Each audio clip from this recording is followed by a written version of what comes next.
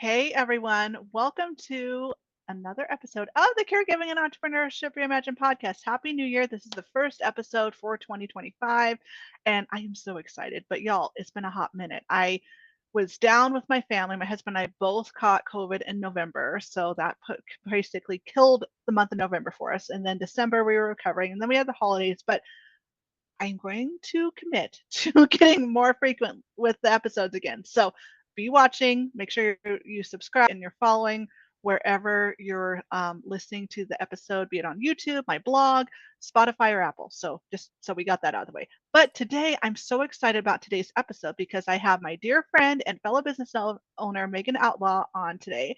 And we're going to talk about a tough subject. Okay. We're going to talk about finances. And y'all, it's so important because as caregivers, one of the biggest things I teach, obviously, but if you've been following me for a while, you know that preparing for the unexpected is a big one. So not just in terms of having your loved one's medical information all organized, but also finances. Like how are you going to manage the feat of caregiving for your loved one in terms of financial, because they're going to need more care as their illness progresses a lot of the time, especially if you're if for my sandwich generation caregivers out there who are dealing with caring for a parent, a grandparent, or maybe an older aunt. And you have to kind of think about how are you going to pay those bills as they need more care and more assistance, whether it's home health, hospice, or even just you caring for them in the home. So anyway, Magan, thank you for agreeing to be on the podcast today. Thanks for having me. I'm excited about talking about this today. Oh, me too. And a little backstory with Magan and I, we have been friends. Gosh, how many years has it been now, girl? Probably a little over a year. Okay, yeah, because we both have the same business coach, Faith Mara. Shout out to our girl Faith, we love you. I've been with Faith for 4 years, going on five. It'll be five in October. Holy cow! Wow. And then, like she said, just a year ago. So, but we've become really good, fast friends, and I just really felt like Magan could really offer something awesome to you guys today. So, Magan, obviously, my listeners aren't acquainted; they've never met you before. So, girl, hit me up. Tell me about you and your business. Okay. My name is Magan Outlaw, and I just rebranded today, January 1st, to Budgeting with Megan. So, what I do and what I'm passionate about is teaching women who handle the finances primarily how to break through the struggles. Because as we grow up, majority of us are not taught how to handle money. And so I married very young at 19. We just celebrated 25 years. And we we weren't taught. We made all the mistakes. I primarily handled the money most of our marriage. I hid a lot of things.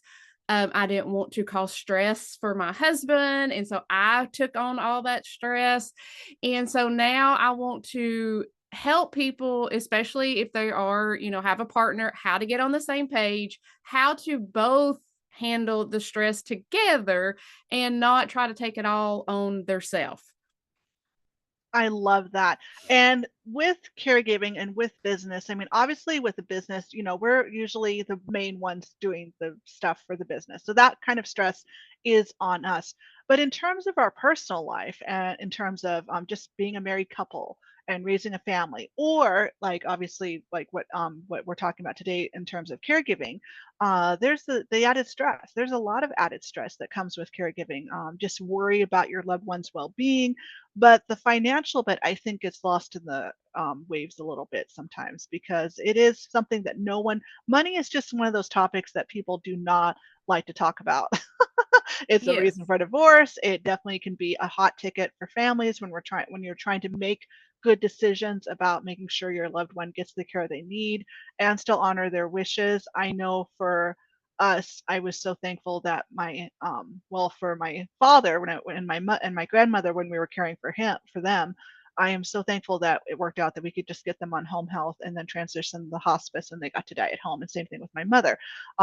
With my husband, that's my hope and prayer as well. But every situation is different, and it depends on how they progress. Because like I've seen in my professional career as a assistant, uh, families are torn when they put their loved one in a long-term care facility, but it takes the load off of them in terms of knowing their loved one is getting 24/7 care and getting what they need. But at the same time, they feel guilty. It's like, they're not around family, they're isolated, they're not getting what they need, but there's a price tag. I don't know if you guys are aware, but staying in it's thousands of dollars a day to stay in a long-term care facility.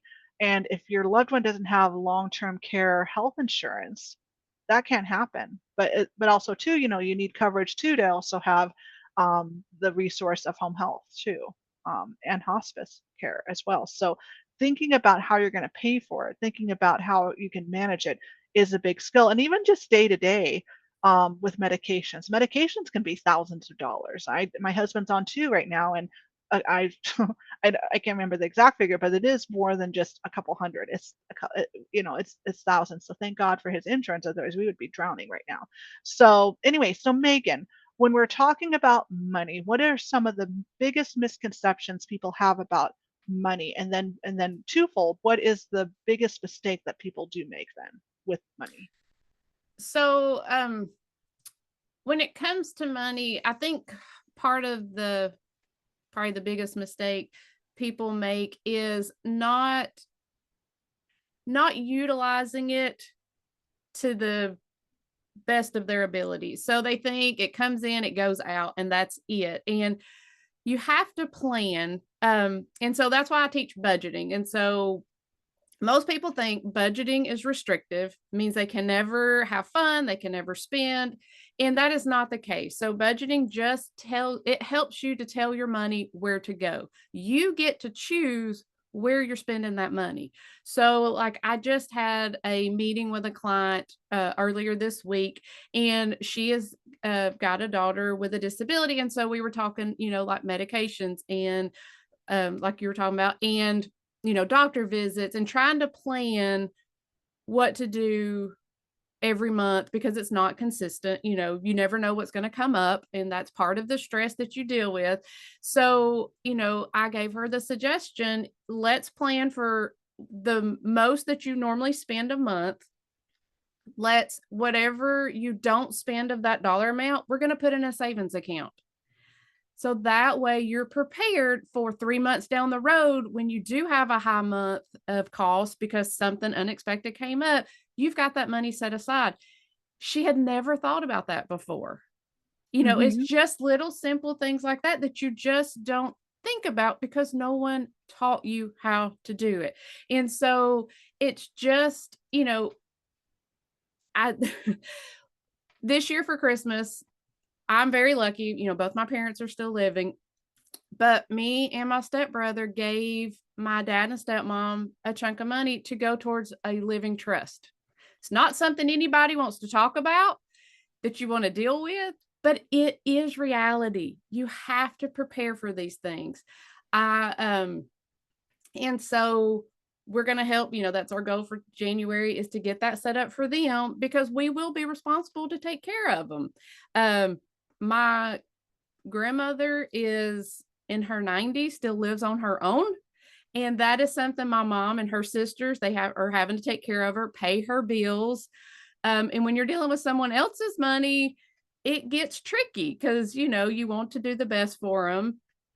And so now they're coming to the decision of, like you said, whether she continues to stay at home or has to go to a facility. I know nothing about any of that. I don't know what it takes to put someone in a thing, And so when you don't know things, it's scary. So I think probably another mistake people make is they just don't look at their numbers because it is scary. So they don't want to know how much money is going out or where their money is going. And so they just completely disregard it until they get into a predicament where they need to know. So, one of my things with budgeting is it just helps you know your numbers. It's a lot less scary knowing those things. Absolutely. Yeah.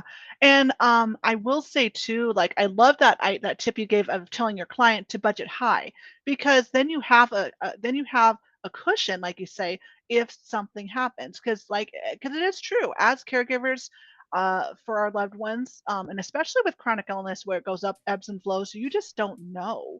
And so budgeting to where you can um, visually see where the money goes really helps. It really helps. I know for us, one thing I really love, because we have, with dealing with multiple accounts following my father's death and things like that, I really have loved having using apps where I can have multiple accounts and Hmm. and I can um, fill reoccurring bills so I can know for sure, okay, every month this money is going out. So then I kind of get a feel of how much money is going out and then what I have left to play with each month. But also, too, just like you say, I like that of just budgeting high. So rounding it up. So even if it is only $65, maybe round it up to 70 so you have that $5 cushion. Because you Yeah. never know, it ebbs and flows and it will add up. And okay, maybe um and whether it's $100 to $200 every paycheck that you get that you put aside, or twice a month, or once a month if you're on Social Security disability or Social Security, whatever your situation is, it can add up. Just put that money away. You never know, it will add up. And or even too, like that's too much, maybe just take 10%. Take 10% of that check, put it away. Do the math. Do 10% of that check and chuck it away so you have it. But yeah, it's scary. Okay, it is Yeah. scary. And that is one of the things I teach. Small things add up, small changes add up to big results. A lot of people think it's an all or nothing plan. So either I can save $500 a month or I can save nothing at all. And so exactly what you said, even if you can just put $5 a month up, that is building a habit of putting that money into savings, and it will eventually grow. I mean, that's how we built our emergency fund. We did it little by little. And I mean, if you'd have told me 2 years ago I would have 3 to 6 months put in a savings account, I'd have laughed in your face because there was no Mhm. way I thought that $5 would ever add up. But it really, really does. Yeah, yeah, absolutely. And one thing that's helped me is like we have our savings account in one bank and then our main checkings in another. So that way it's less messy that way. So maybe do that. Have multiple accounts. Maybe you can have as many as you want. Exactly. You can, if you want one designated for utilities, for property taxes, do so. And then you can have one for just, a couple checkings for like going back and forth, just have a main checking, kind of like what I do. And then I have a second checking for the house. So, there's more than one way to do it. Just figure out what works for you and leverage tools. I think the big thing Hmm. when you're doing this, because I'm a visual person, I really like and I've really kind of tried to get away from paper because it is so overwhelming. Like, there's so much Oh, stuff and I that's get so many. funny. I'm a paper person. So there's so leveraging, being able to use tools from my bank's app that I bank through has been helpful. And then also finding free checkbook tools Mhm. online, whether it's from my Google app, whether it's from my Apple store, or maybe some other resource online, just so I can lay it out in a way that makes sense to my brain has been helpful too. And go for simple here, guys. Yes. I found off of, I think it was Etsy, I had some sheets that were by the month where you could write, and and it had enough room for I think about 12 bills or something like that. Obviously, it wasn't that much in that season for me, but the problem was I would print a bunch out. I would never remember to write them in. But then when I figured out digitally, it works a little bit better for me to see everything like either on my phone or like on my computer.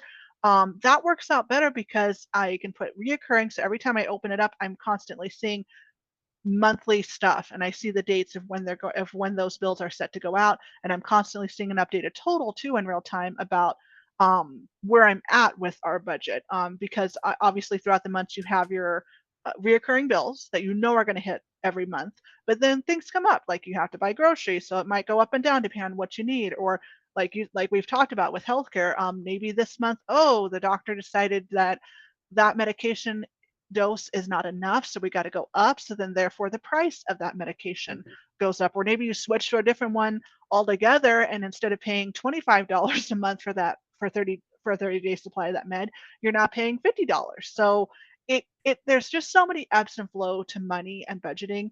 No one's perfect. We're going to make mistakes. I will admit there's times where I've you know my I'm usually so diligent with balancing my checkbook, but then I look out and I'm like, how the heck did I get $50 off or $100 off? Mhm. And then you kick yourself. But in this, as we're talking about this, guys, I really don't want you to kick yourself. Okay, this is a skill. Okay, Megan and I have had to learn a lot of new skills with being business owners, because it's way different than when you're working for a corporate organization and your boss tells you what to do and you know what the ebbs and flows are. We've had to figure out what works for us, and I guarantee you, like, like Megan just said, a difference right there. I'm going more digital because of my life. There's just so much paper, I cannot take it, but I do like to have some paper copies on hand so I can access it if my digital stuff crashes. But as a whole, I prefer just keeping it really clean. Whereas Megan, she's more paper. So, and you can blend it. You can blend it. And like I said, I do a blend. I can access our bank stuff online, but then bills, I always want a paper copy coming. So that way, when I'm on the phone or writing an email or something, I can to whatever um, uh, uh, person or company it is that I'm having an issue with. I have the account number. I have the last time that a bill went through, all that information. It's there on paper and I can look at it and reference it when I'm having a conversation with someone on the phone, or if I'm needing to type something like via an email. So just know that you can blend your systems and try it out. If one method doesn't work, like for me with doing paper stuff that never got used and ended up in the recycle bin, ditch it and try something else. Okay. So Megan, so now that we've discovered, like just, the first step is just, starting to get in the habit of tucking money away in some way, shape, or form, and figuring out a way to visually look at your numbers. What is another tip that you would have for helping people manage their money okay, so now we've gotten them kind of from rookie beginner to now they figured out, okay, we're in a rhythm, we're putting money away every month, and maybe even we're to a point where they're being able to up it and put a little bit more away. What would you say the next healthy step for managing their money would be? Um, it's going to be kind of a twofold. So tracking, that is the biggest thing. Because you can think you're spending a certain amount of money, like you said, with groceries, those bills that are not set in stone. Write it down every time you spend money. And then the second part is to review it at least weekly.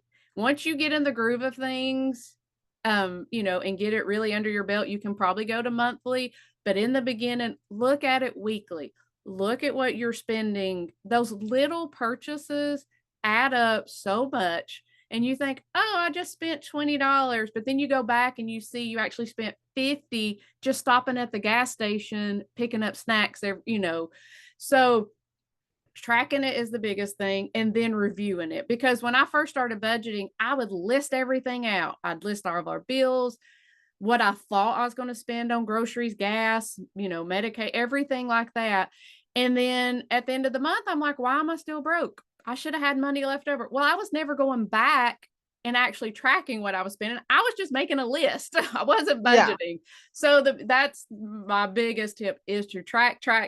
And, I've heard from clients that said it made them stop and think before they actually spent the money. Oh, do I want to write this down? Do I want to spend this money? Like, it just starts getting your brain thinking about, more than just that instant moment. You start, thinking about future. Another thing that I do with me having ADHD is I have to gamify things. So if I know I've only budgeted, let's say $100 for fun, or whatever we're doing, I'm going to come towards the end of the month, because I'm tracking and I'm seeing I'm at, 75. I'm going to try to stretch it out and come under that amount. So, so you do have to do what works for your brain, to help you get consistent. Some people, like you said, they can write it down on a piece of paper and track it. They can put it in a spreadsheet. There are apps out there that will help track. But yeah, so tracking and then weekly viewing it, to make sure that you are staying within your budget. Yeah. And something else you can do, like we've done this a little bit in our marriage, just kind of been off and on, but there's been times where we've been in a season where this just really helps, where we just get an envelope and get money from the bank for whatever it is and put it on our desk in my office. And then it's like, when the money's gone out of the envelope, that's it. No more for the month. That's our allotment. So there's lots of different ways you can do it.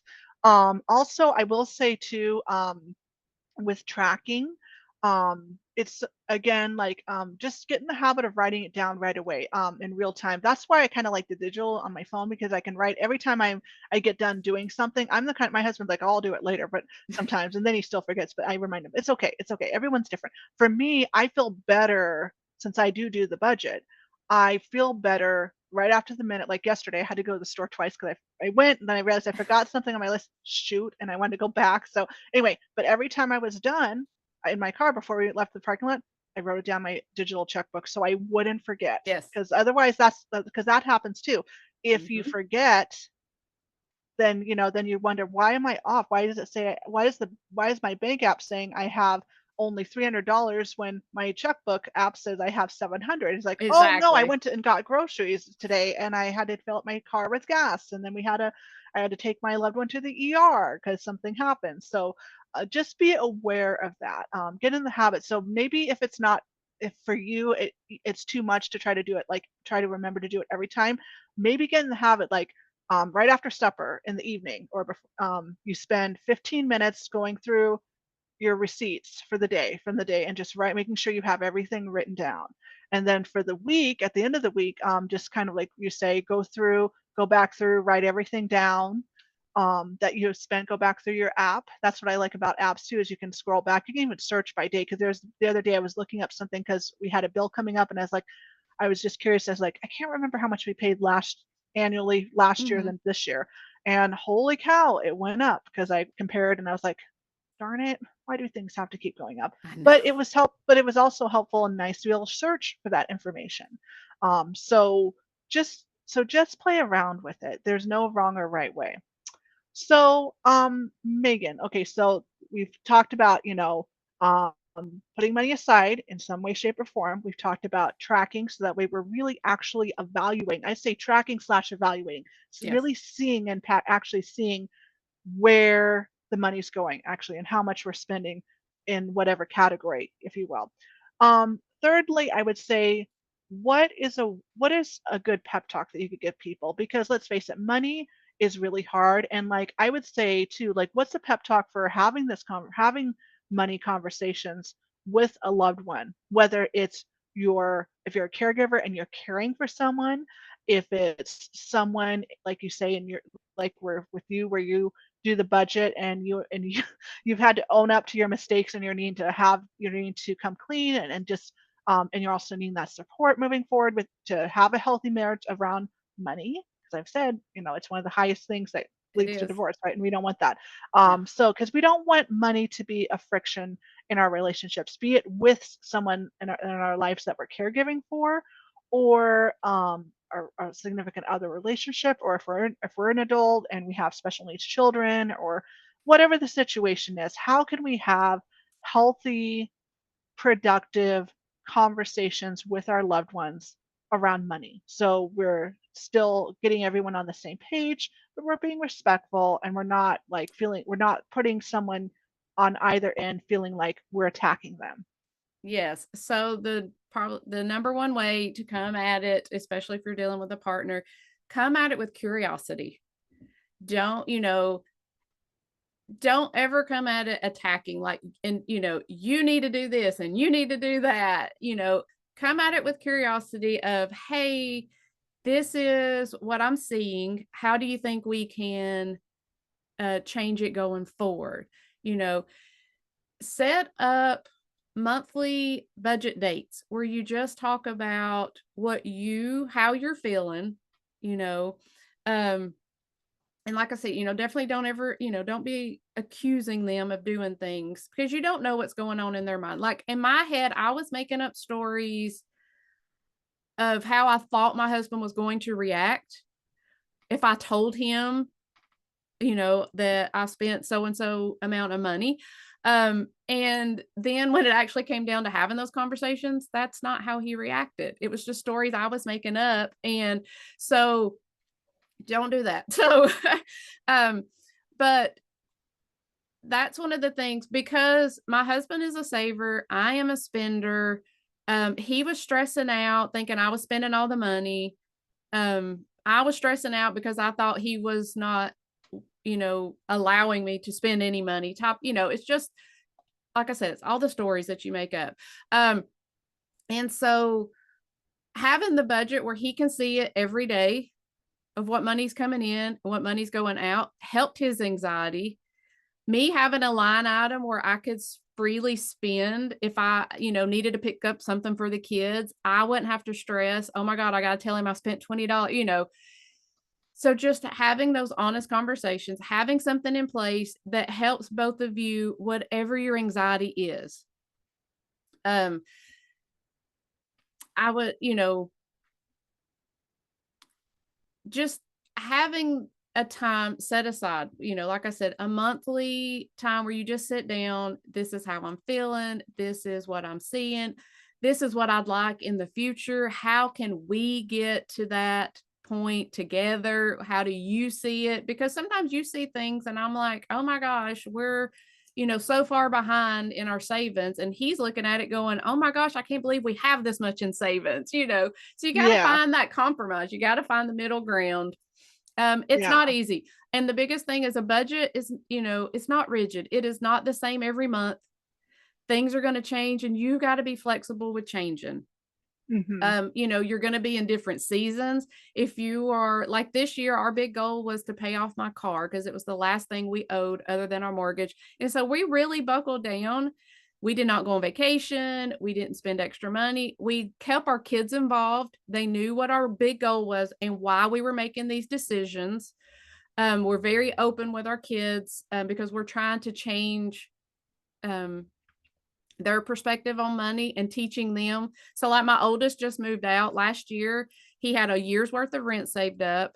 He has no credit cards, no car payments. We set him up for success in the beginning because that was not what was the case for us when we started out. And so um, we, but now that we got the car paid off, we're changing our priorities. So this year we're going to go on a nice vacation, and we're prioritizing that this year, as with our savings.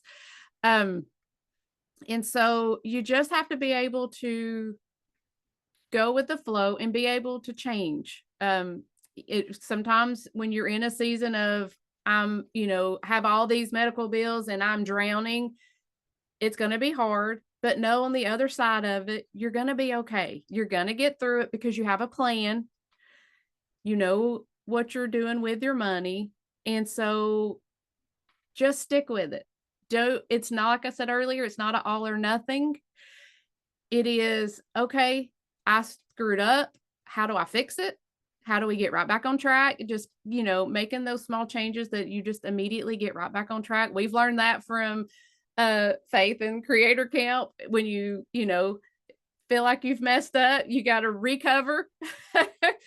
And so we that's the biggest thing. And it's going to take a couple months. When you first start out, you're going to make all the mistakes, and it's okay. It's going to take a few months before you get it under your belt. I've been doing this for several years now. I still make mistakes. Yeah. It's going to happen. Do not beat yourself up. Yeah.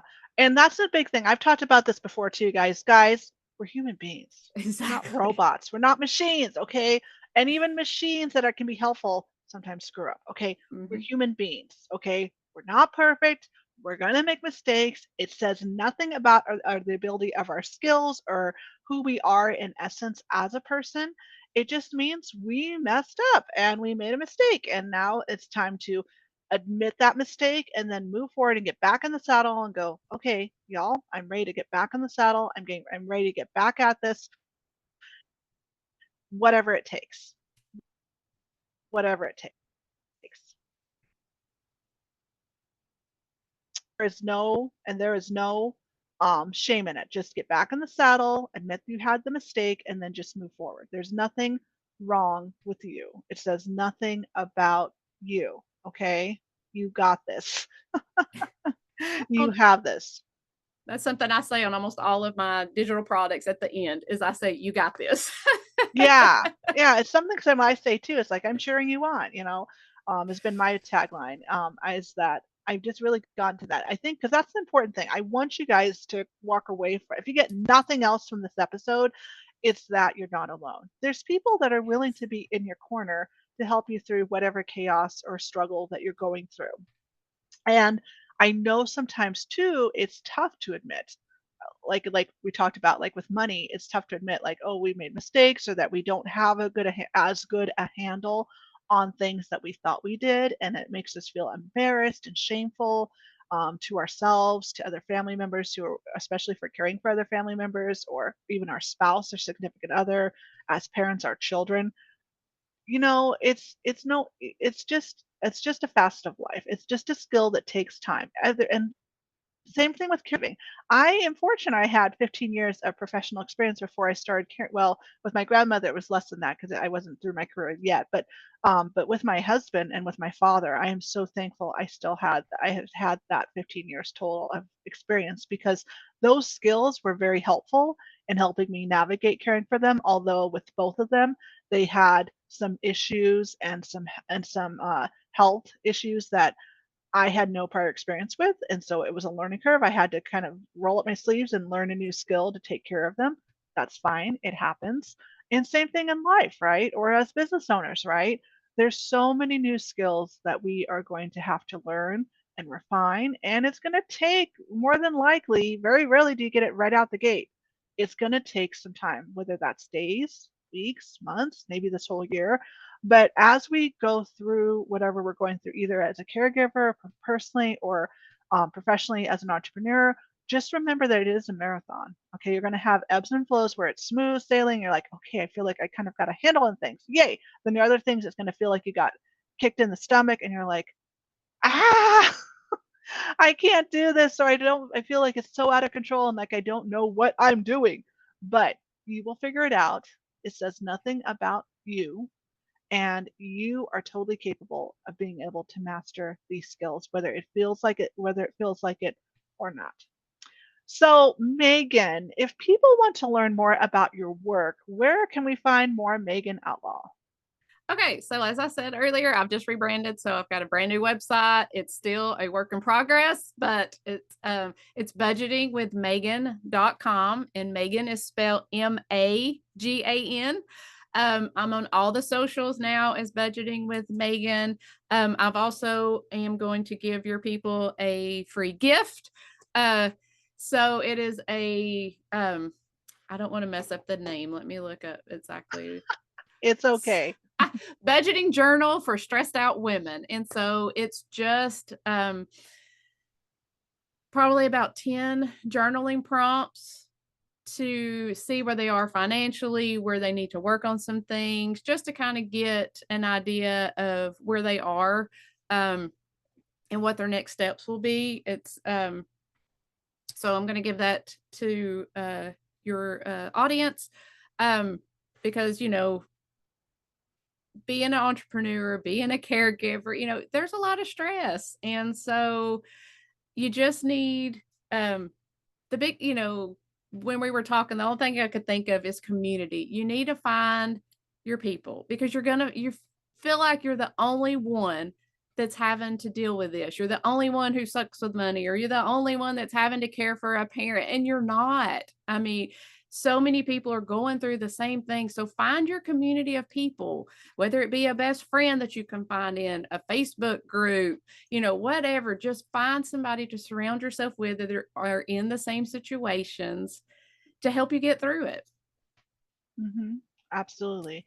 And I hope that you guys feel less alone after listening to this amazing conversation with Megan Outlaw. She's amazing. And Megan, thank you so much for being a guest on the Caregiving and Entrepreneurship Reimagined podcast. It has been such a treat to get to work with you in this capacity. And I am so excited to share your amazing free gift with my audience. I will leave wherever you're watching this on my blog, my YouTube channel, my Apple or Spotify. All the goodies and information for Megan's socials and everything else will be linked below. And also, too, if you are struggling with balancing caregiving and entrepreneurship, and just and prioritizing your own well-being on top of all the added stress, I want to help you. So definitely click the link below to schedule a 911 call with me, where I will help. Well, that call is strictly to help you with managing your loved one's medical history. I will create a customizable Google Doc for you, medical history document for you, so you can have one thing off your plate of having a system with managing your loved one's medical history so you have more time to focus your attention elsewhere. So thank you so much for listening to this episode of the Caregiving and Entrepreneurship Reimagined podcast. I will look forward to seeing you in the next one. And remember that you're not alone. You're doing the best you can, and no one knows you, your loved one, and your business better than you do. Take care, y'all.